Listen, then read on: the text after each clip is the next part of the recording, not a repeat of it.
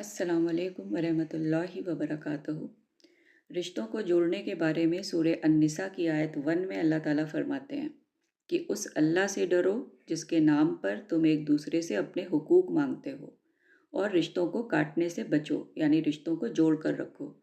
اسی طرح سورہ الرعد آیت 21 میں مومن کی خوبی بتائی گئی ہے کہ یہ وہ لوگ ہیں جو رشتوں کو جوڑ کر رکھتے ہیں، جن کے جوڑنے کا اللہ نے حکم دیا ہے، اور اپنے رب سے ڈرتے ہیں اور برے حساب سے ڈرتے ہیں۔ تو یہ آیت واضح کرتی ہے کہ ایک سچا مومن جو اللہ کا خوف رکھتا ہے اور آخرت کے دن اپنے برے انجام سے ڈرتا ہے، تو وہ رشتوں کو توڑنے کے بجائے جوڑ کر رکھتا ہے۔ دوسری طرف سورہ بقرہ آیت 27 میں فاسقوں یا گناہ گاروں کے بارے میں بتایا گیا کہ اللہ نے جسے جوڑنے کا حکم دیا ہے، یعنی رشتوں کو، تو اسے وہ کاٹتے ہیں اور زمین میں فساد پیدا کرتے ہیں۔ حقیقت میں یہ لوگ نقصان اٹھانے والے ہیں۔ تو اس آیت سے پتہ چلتا ہے کہ رشتوں کو توڑنا گناہ ہے، اس سے فساد ہوتا ہے، اور ایسا کرنے والا آخرت میں نقصان اٹھانے والا ہے۔ تو اب سوال یہ اٹھتا ہے کہ رشتے ٹوٹتے کیسے ہیں یا کیا وجوہات بنتی ہیں؟ تو سب سے پہلی چیز جو رشتوں کو جوڑنے کے لیے ضروری ہے وہ ہے آپس کی محبت، اور محبت کا ثبوت دینے کے لیے انسان کو اسے ظاہر بھی کرنا ہوگا۔ جیسے کہ اگر ہم واقعی رشتوں کی کیئر کرتے ہیں تو رشتہ داروں کے ٹچ میں رہیں، انہیں ٹائم سے فون کر کے ان کے حال چال لیتے رہیں، فون کے ذریعے اپنی محبت دکھائیں کہ واقعی آپ ان کو یاد کرتے ہیں، ان کے بارے میں سوچتے ہیں،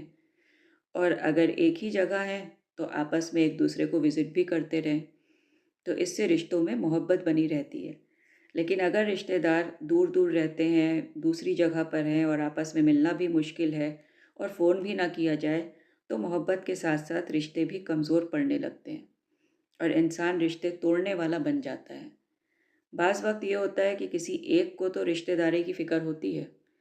اس رشتے کی محبت کی وجہ سے وہ اس رشتہ دار کو فون بھی کرتا ہے، لیکن بدلے میں رشتہ دار کا کیئرلیس رویہ ہوتا ہے۔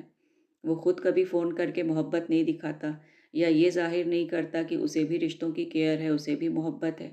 تو اس سے بھی رشتے کمزور اور آپسی رشتوں کی محبت جو ہے وہ ختم ہو جاتی ہے۔ پھر رشتوں کو توڑنے والی دوسری چیز یہ ہے کہ وقت پڑنے پر ان کے کام نہ آنا، ان کی پرواہ نہ کرنا، ان کے ساتھ اچھا اخلاق نہ رکھنا، ان کی چھوٹی چھوٹی باتوں پر ناراض ہو جانا بھی رشتوں کو خراب کرتا ہے۔ یا بعض وقت خاندانی دشمنی کی وجہ سے بھی رشتوں کو توڑ دیا جاتا ہے، یا کبھی بدگمانی بھی رشتوں کو توڑنے کا سبب بنتی ہے۔ تو رشتوں کو توڑنا دو طرح سے ہوتا ہے۔ ایک تو یہ کہ انسان واضح طور پر کسی سے رشتہ ختم ہی کر لے، اس سے تعلق کاٹ لے، اور دوسرا یہ کہ اپنے اعمال کے ذریعے رشتوں کو کاٹنا۔ مثال کے طور پر جیسے کہ رشتوں کی قدر نہ کی جائے، رشتوں کو جوڑ کر رکھنے کے لیے نہ کبھی فون کیا جائے، نہ رشتہ داروں کو وزٹ کیا جائے، نہ ان کی خیریت معلوم کی جائے، نہ ہی ان کے دکھ سکھ کے ساتھی ہوں۔ تو اس طرح کے اعمال رشتوں میں محبت کو ختم کر کے ایک دوری بنا دیتے ہیں، اور دھیرے دھیرے رشتے ٹوٹ جاتے ہیں۔ تو ہم سب کو دیکھنا چاہیے کہ کہیں ہم بھی تو اس میں شامل نہیں ہیں، ہماری ایسی حرکتیں کہیں رشتوں کے کمزور یا ٹوٹنے کا سبب تو نہیں بن رہی ہیں۔ اگر پھر بھی ہم اس بات کی کیئر نہیں کرتے تو پھر ہمیں معلوم ہونا چاہیے کہ اس کا نقصان بہت بڑا ہے، جیسے کہ بخاری اور مسلم کی حدیث میں ہے، جس میں نبی صلی اللہ علیہ وسلم نے فرمایا کہ رشتوں کو توڑنے والا جنت میں داخل نہیں ہوگا۔ تو اس حدیث میں ہم دیکھ سکتے ہیں کہ رشتوں کو توڑنے والا جنت سے محروم ہو جاتا ہے۔ اسی طرح ترمذی میں حدیث ہے کہ نبی صلی اللہ علیہ وسلم نے فرمایا کہ ظلم اور رشتے توڑنے سے بڑھ کر کوئی گناہ نہیں، جس کی سزا اللہ دنیا میں بھی جلدی دیتا ہے اور آخرت میں بھی۔ تو کوئی رشتے توڑنے کا سبب بنے یا رشتہ توڑ دے تو یہ کوئی معمولی بات نہیں ہے، بلکہ اس کی وجہ سے اسے نقصان اٹھانا ہوگا۔ تو رشتوں کو جوڑ کر رکھنے کے لیے ضروری ہے کہ رشتہ داروں کے ٹچ میں رہیں، ان کے حال چال لے کر اپنی محبت کا ثبوت دیں، جب موقع ہو تو انہیں وزٹ بھی کریں، ان کے ساتھ اچھا معاملہ کریں، ان کے دکھ سکھ میں ان کے ساتھ ہو،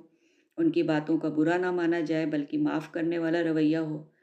تو ایسی کوششیں رشتوں کو جوڑ کر رکھتی ہیں۔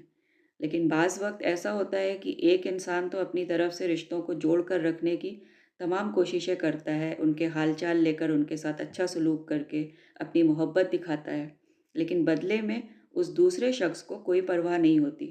نہ اس کی محبت کبھی ظاہر ہوتی ہے اور نہ ہی رشتوں کو جوڑنے کی کوئی بھی کوشش۔ تو ایسے میں کیا کرنا چاہیے؟ کیا اس پہلے شخص کو بھی اس سے رشتہ توڑ لینا چاہیے؟ تو اگر اللہ سے اجر کا یقین نہ ہو تو ہر شخص یہی کہے گا کہ ہاں اسے بھی رشتہ جوڑ کر رکھنے کی کیا ضرورت ہے جب دوسرے کو کوئی پرواہ ہی نہیں ہے۔ لیکن جو اللہ سے ڈرتا ہے، اس سے اجر کا یقین رکھتا ہے، تو وہ ایسا نہیں کہہ سکتا، بلکہ وہ تو اپنی طرف سے پوری کوشش کرتا رہے گا، چاہے دوسرا کچھ بھی کرے۔ اس کے بارے میں صحیح مسلم میں ابو ہریرہ رضی اللہ عنہ سے روایت ہے کہ ایک شخص نے کہا، اے اللہ کے رسول صلی اللہ علیہ وسلم، میرے کچھ رشتہ دار ہیں، میں ان سے رشتے جوڑتا ہوں لیکن وہ مجھ سے توڑتے ہیں، میں ان کے ساتھ اچھا کرتا ہوں لیکن وہ میرے ساتھ برا کرتے ہیں، میں صبر کرتا ہوں اور وہ مجھ سے بدتمیزی کرتے ہیں۔ تو نبی صلی اللہ علیہ وسلم نے فرمایا کہ اگر تم سچ کہہ رہے ہو تو گویا تم انہیں گرم راکھ کھلا رہے ہو، اور جب تک تم اسی رویے پر رہو گے اللہ کی طرف سے تمہارے ساتھ ان کے مقابلے میں مدد بنی رہے گی۔ تو اس حدیث سے پتہ چلتا ہے کہ رشتوں کو جوڑنے کی کوشش کرنے والے کا تو کوئی نقصان نہیں ہوتا، بلکہ اللہ کی مدد اس کے ساتھ ہوتی ہے، اور نہ ہی اسے یہ کہا گیا کہ رشتہ دار کے غلط رویے پر تم بھی اس سے رشتہ توڑ لو،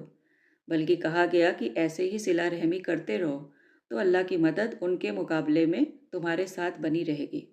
اور جو رشتہ توڑنا چاہتا ہے تو وہ اپنا ٹھکانہ جہنم میں بنا رہا ہے۔ تو رشتہ داروں کے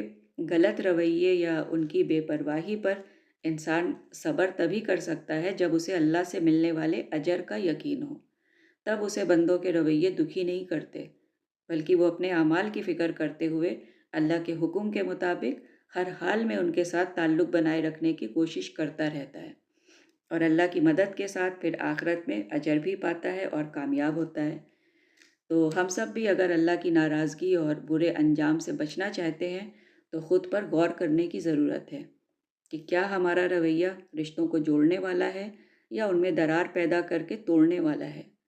اور رشتوں کی محبت تبھی ثابت ہوتی ہے جب اس کو جوڑنے کی کوششیں ہوں۔ اگر ایسا نہیں ہے تو اس کا رشتوں کی محبت کا دعویٰ جو ہے وہ جھوٹا ہے اور وہ پھر نقصان اٹھانے والا ہے۔